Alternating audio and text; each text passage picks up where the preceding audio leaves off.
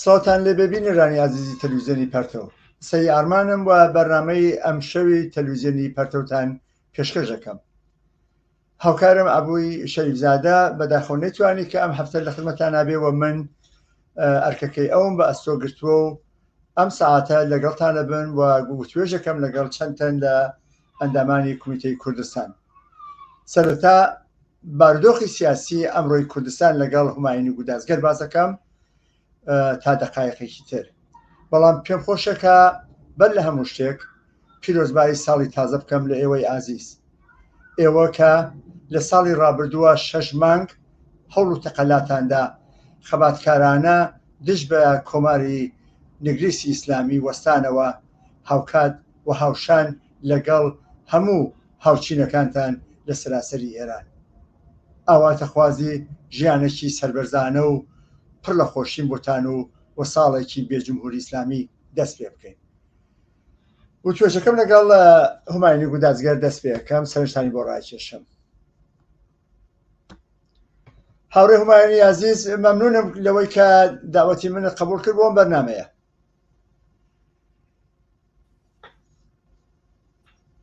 هاوڕێ هوماین گوێ لە دەنگی منە؟ خۆشەویستی تەلەڤیزیۆنی پەرتەو، هەروەها منیش ساڵی تازە پیرۆزبایی ئەەکەم لە تەواوی کۆمەڵانی خەڵکی کوردستان و هەروەها ئێران، هەروەک ئێوەی ئیشارەتان پێکرد سەرکەوتنی شۆڕش و هەموو ئێمە بەسەر جمهوری ڕەشی ئیسلامیە بێت، ساڵی گەشەکردنی مەدەنیەت و ئینسانیەت لە ناو جامعەی کوردستان و ئێرانە بێ، ساڵی سەلامەتی و خۆشبەختی و زی بۆ تەواوی خەڵک و کرێکان و زەرکێشان لە کوردستان لە خزمەتدا.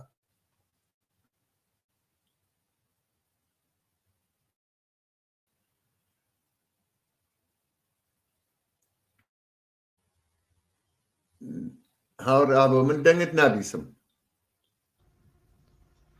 ساڵی 1400 خەریکە تەواو بێ و ئەچین بەرەو ساڵی 1402. 6 مانگی ڕابردوو بە تایبەتی تەحولاتی سیاسی ئێران لە ئاڵوگۆڕێکی جدی بەسەرا هات. پێم خۆشە تاوتویەکی ئەم ئەوزاعە بکەین لە ڕوانگەی تۆوە وەزعی سیاسی و بارودۆخی سیاسی ئێستا ئێران چۆنە، چۆنی هەڵەسەنگێنی؟ جا پرسیارەکانی دوایم لەگەڵتان تەرحەکەم. فەرموو. من پێم وابێ ئەبێ لە دوو جبهە باسی بکەیت. تاوجێکە هەڵگرێتەوە بۆ کۆمەڵانی خەڵک مردمی زەحمەتکێش، هەموو کەس ئەزانن کە بەری گرم فەقر و مەشەقەت بەڵکات بەڕاستی لە ڕادە بەدەرە. ئەوە شتێکە کە تەواوی مردم هیچ خۆیان لە ئێران ئازانن، بەڵکو دنیەکی لێ باخەبەرەکە زندگیەکی سەخت و پڕمەشەقەت بەتایبەتگرانی و نەداری و بێکاری و ئەوانەکە لە نێو جامعە هەیە واقعاً تەنی بە جامعە و بە خەڵک هەڵچنیوە. هەروەها لەبار ئەمنیەت و ئەمانە و جمهوری ئیسلامی سەرکوتگەر بازم واز لە ژیە خەڵک حتا بۆ حاڵی چەو نایان زیندان و ماڵ پشکین و کشانە دەرەوەی مناڵان و ڕۆڵەکانی خەڵک لە ماڵ بە شەو و بە ڕۆژ ئەمیشە هەر بازم یەکێتر لەو کردوانەیە کە جمهوری ئیسلامی بە ئیسلاح بوویەتی. لە تەرەفی مقابڵا کە جمهوری ئیسلامیە بە تۆری واقع لە ئەسەر ئەو ڕاپەڕین و ئاخێزەوە کە لە 6 مانگی ڕابردووە لەلایەن خەڵکەوە لێدراوە جمهوری ئیسلامی تزیوە، کەوتە سەر لەرزە، باخت کەوتە سەر لەرزە. ئەمە لە قسەکانی شەڕ و کێشەی ناوخۆیان ئاین لە وەزعێتێکی ئەسەفبار کە بە خەڵکی بەسەر خیانەدا سەپاندووە ئەبینی. ئێستا ئیترەوە کە بڵێ جمهوری ئیسلامی لەلایەن خەڵکەوە ڕەت کراوەسەوە ئەبێ بڕۆت، ئیتر تەنیا قسەی ئێمە نییە کە ساڵهایە ئێژین کە ئەمە بەختێکێکی ناجۆرە لەسەر جامعەی ئێران و ئەبێ بڕوات. ئێستا ئیتر ئەمە بووەسە بە ئیسلاح دادەی هەموو خەڵکێت کە جمهوری ئیسلامی خەڵکی ئێران نایانەوێت و ئەبێ بڕۆت بە حکمی ئەو مبارزات و ڕاپەڕینەکە لە 6 مانگی ڕابردووە بووەوە هەر ئێستاش بەردەوامە. جمهوری ئیسلامی لەسەرەوە ئەسەر ئەم ئاخزە و لە ئەسەر ئەم خیزشە ئینقلابیەوە زەربەیەکی ئەمە وێڕای بەحرانێکی اقتصادی و ئفلاسێکە ماوەیەکی زۆر توولانیە لەباری اقتصادی و جمهوری ئیسلامی هەیەی بە ئیزافەی شکستێکی فەرهەنگی کە لە بەرامبەر خەڵک و نەسلی ئەمڕۆژە خواردوویەسی هەروەها بەرامبەر بە ئیسلاح خودی ئەزمەیەکی ئیدۆلۆژیک و بەحرانێکی ئیدۆلۆژیکە لەنێو خۆیان تەنانەت ئیدۆلۆگەکانی شیعە و خودی جمهوری ئیسلامی و ئەمانە کەوتونە سەگیانیەک هەموو ئەمانە وەختێ ئەدەیتە دەمیەک ئەوەمان پێژێ کە جمهوری ئیسلامی مەخڵدا ئێمە خەڵکو ئێسهاراتەکانیان قسە و باسی خەڵک لە بەرامبەر عەدی کردەوە ئیسلاح اعتراضات بینین هین بازنشستەکان هین معلمان هین کرێکاران هین دانەجویان ویا لە هەر کوێکە جمهوری ئیسلامی جەنایەتی ئەکا وەکو ڕۆژانی بابردوو لە بۆکان و کوشتنی شێرزاد هەموو ئەمە ئەزانین کە مردم لێ تێنە دەستوە هەر وەکو جاران جمهوری ئیسلامی هەدەفە بەرامبەر بە حەمڵە و ڕاپەڕینی خەڵک ئەگەر بە کورتی بارودۆخ هەر وەکو خۆی ئاوایە جمهوری ئیسلامی ها لەژێر پەلامارە هەر لەبەر خاتر ئەوە پەنای بردووە بۆ دیپلۆماسی و نازانم بە ئیسلاح دادوستەتی دەرەکی لەگەڵ کشوەرگەر ئوروپایی و عەرەبستان و ئەم جۆرە شتانە گەرێکی ئالە ئەو شوێنەوە تا ئەنازەی ئەمنیەت و تا ئەنازەی ئارامش بە ئیسلاح بێرێتەوە بۆ ناوخۆی خۆی وانیشان بداتکە لەسەر وەکو دەوڵەتی عادی خەریکی کاروباری خۆی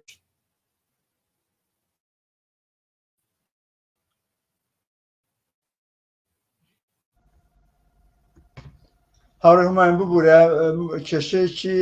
تێکنیکی بوو دەنگەکەیەوە قەت وەسڵە بوو بۆیە هەوڵمدا بزانم ئەتوانم بەرتەرەفیکەم یان نا هەورانی بەخشی فەنی لەگەڵمان بوو بۆ لەبەرەوە داوای لێبوردنەکەم زۆر چاکە پێت وایە بەسا خەڵک بازێکی بیرەکاتەوە لەوەی کە ئەم بارودۆخی کە ئێستا هاتوۆتە پێشەوە کێشەی ئێران جددیە لە ئاسی نێودەوڵەتیە خەڵکێکی زۆر لە تووری ئەم شەژمانگەیە بە تایبەت دژ بە جمهوری ئیسلامی بوون لە دەرەوەی وڵاتانی غەربی بە جۆری لەژێر زەختا بوون کە ئێران بایکۆت بکەن بتوانن سەفیرەکانیان بانکەنەوە یا باڵۆزخانەکانیان پێ تاعتیل بکەن کۆمەڵێکی لەم چەشنەوە ئێستاش لەم ئاخرەیە لەگەڵ عەربستان تەوافقنامە هەیەکیان ئیمزاکرۆ بە وەساتەتی چین ئایا ئەمە ئەتوانێت دەورێکی جددی ببێت لەسەر چارەنووسی جمهوری ئیسلامی لەم ئاخێزە گیانی سالم بە دەربەرێت یان ناسن بێڕەبتە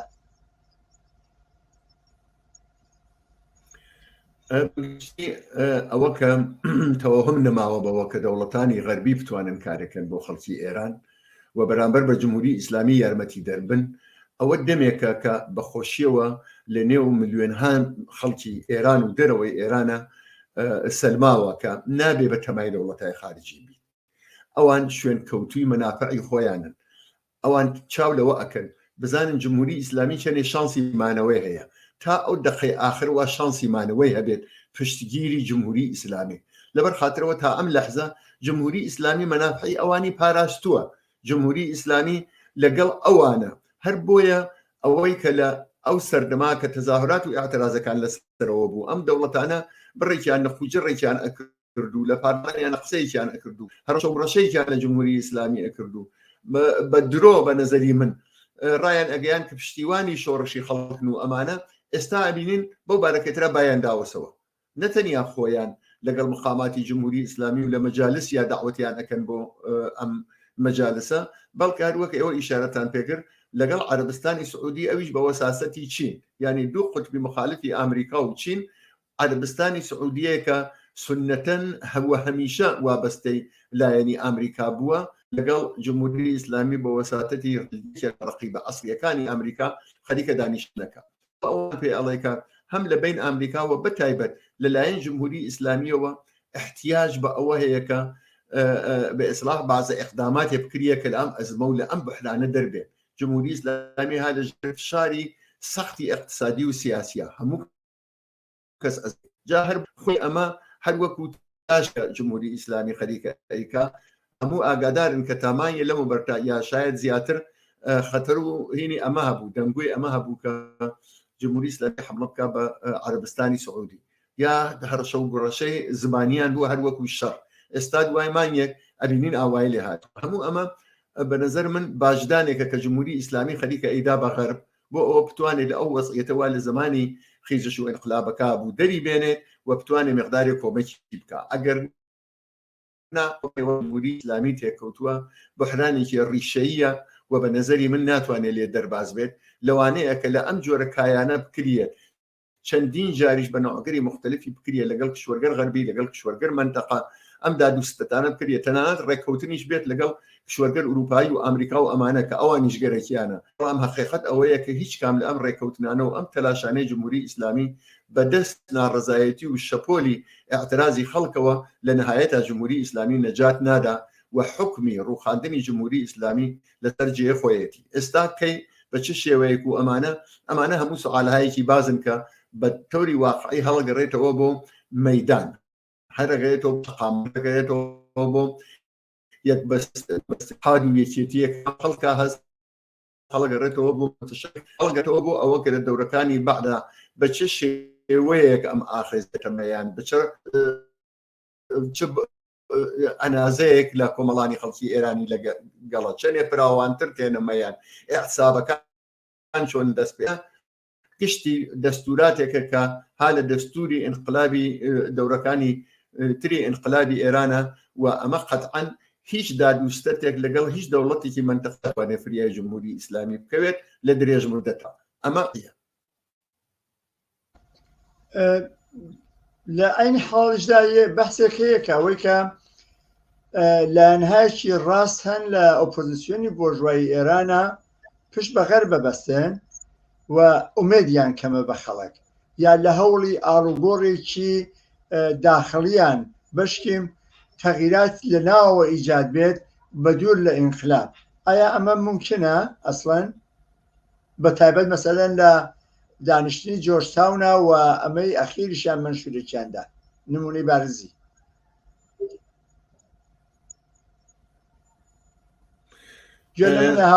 ئەم ماوەی شەشمانگە شاید بەڵێ ئەم ماوەی شەشمانگە لەوانەیە بەقەو 6 ساڵ تەجربەی بە هەموو خەڵکی ئێران و بە ئێمەش نیشاندا ئەویش ئەوە کە بێلەخەرە بۆ ئەم ئینقلابە بۆ چوون و بە ئیسڵا سەرنوێشت و ئالتەرناتیوی جۆرا و جۆر دابین کراوە یەکێک لەوانە ئەو کەسانن دەوڵەتگەری سەرمایەداری جەرایاناتی سەرمایەداری شکست خواردوین جەرایاناتی پادشاهی و ڕژیمی پێشون ئێزافی بەشێتە لە سەرمایەداران کە ئەحزاب و تەشەکولی خۆیان هەیە حقیقەت ئەوەیە ئەمانە کە هەمویان ئەمە پێیان ئەڵێن باڵی ڕاست هەمیشە گەرەکیان بووە کە ئەو ئاخێزە ئەو ئینقلابە جۆرهایە لە ناتەواو بیت یاڵن وەسەری ببڕن سەری ببڕنیانێ ئەوە کە جمهوری ئیسلامی تقریبا پایەکانی بۆ جۆرە بێڵنەوە لەسەرەوە فقط ئاڵوگۆڕێکی تیا بە وجود بێرن سپاکەی نازانمەک خۆیان وتیان ڕایگرن تێکەڵ ئەرتەشیکەن نازانم بڕۆن بە هەمەپورسی و بە انتخاباتی عمومی دەوڵەتی داهاتوو دابمەردێن و فڵان و ئەمانە هەموو کەس ئەزانێت کە خودی ئەمە حتا ناڕازیانی ناوی جمهوری ئیسلامیش ئەڵێن حسەن موسەوی و نازانم خاتەمی و ئەمانیش هەر قساناکەن و ئەمان ئەڵێن ئەگەر ئاخێز و ئینقلابی سازمان ئەگەر کاریگەران و مردمی زەحمەتکێش بە تەشەکوڵی خۆیانەوە نەینەمەیان و جمهوری ئیسلامی بە شێوەیەکی ئینقلابی سەرنگون نەکەن ئەو تەوتەانە هەمیشە ها لە ڕێیانە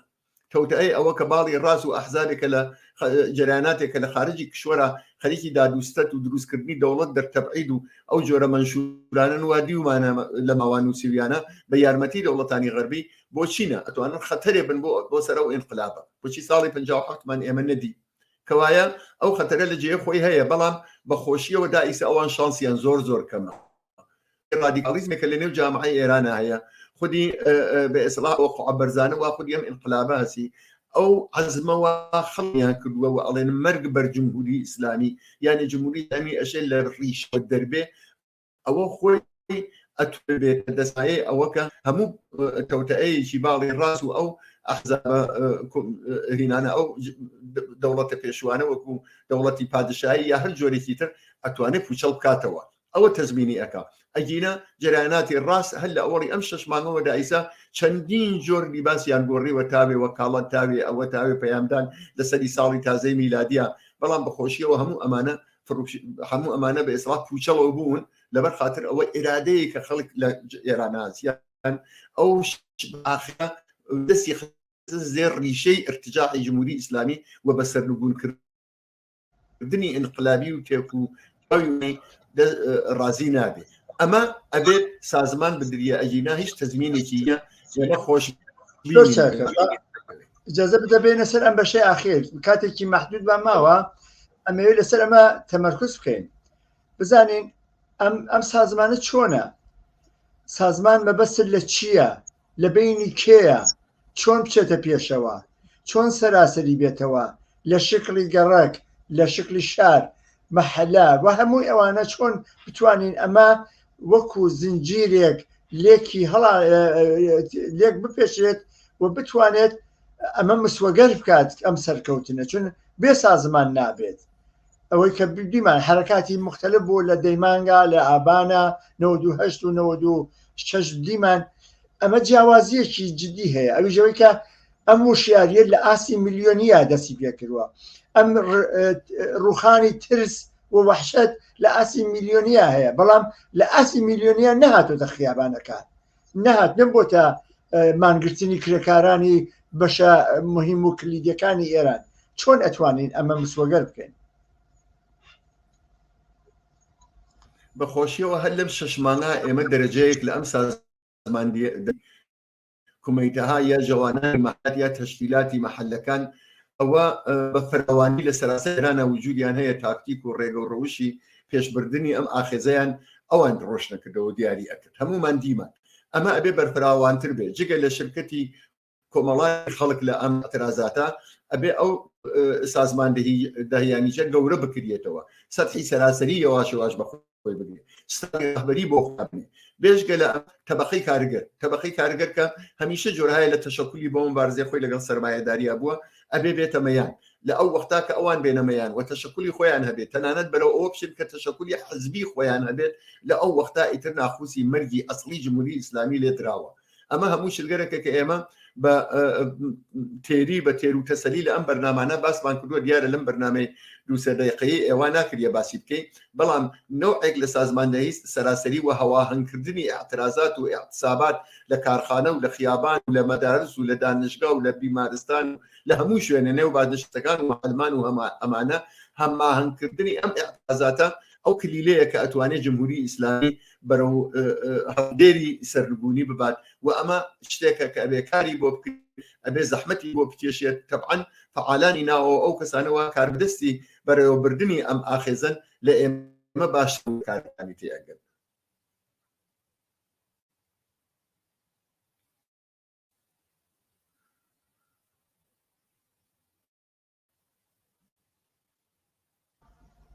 زۆر سپاس دەکەم هاوڕێ هوماین بۆ بەژ